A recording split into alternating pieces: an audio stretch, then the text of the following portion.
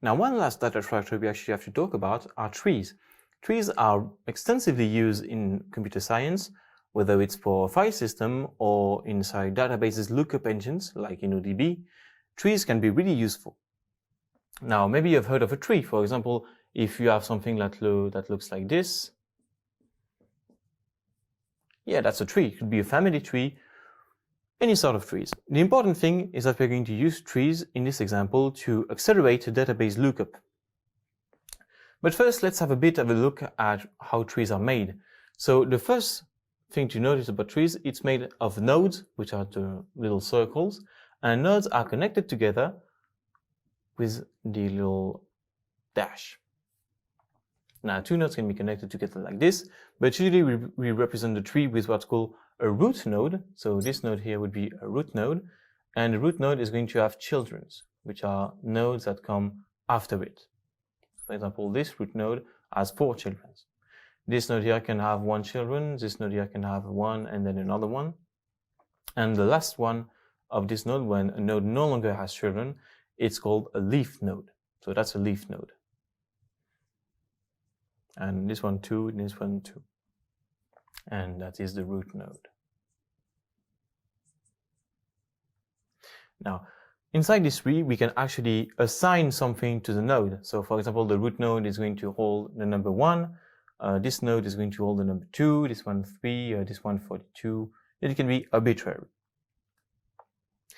Now we actually have a very special kind of trees which is going to be extremely useful, which is called a binary tree. A binary tree is a special kind of trees where all the nodes only have at most 2 children. So for example, I have the root node here. It has either 0, 1, or 2 children. It cannot have 3 or 4, only 2 at most. And all the elements inside the tree can have 2 children, or can have 1, can have 2, but never more than 2. So for example, this is a binary tree, and this binary tree is called binary because there are 2 at most.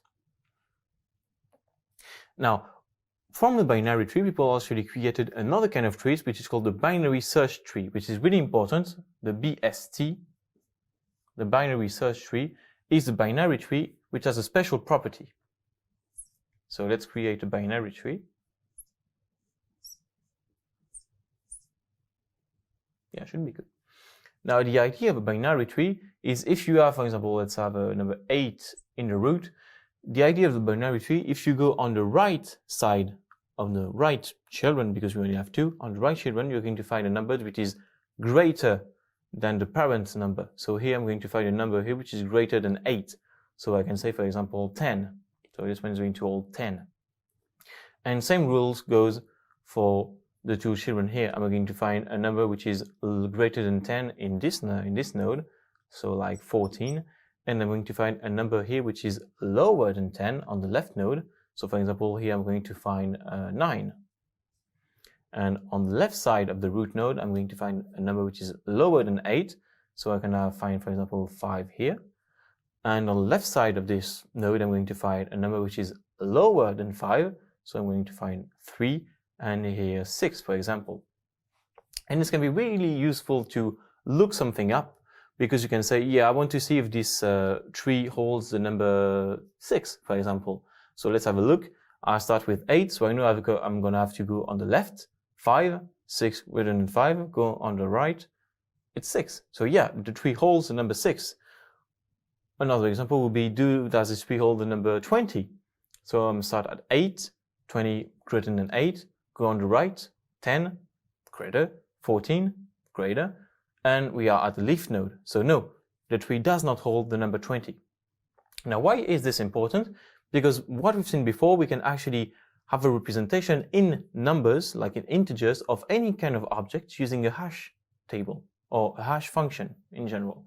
So we can actually not have arbitrary numbers inside a BST, but we can put there something like a hash, and we can considerably accelerate the lookup of something.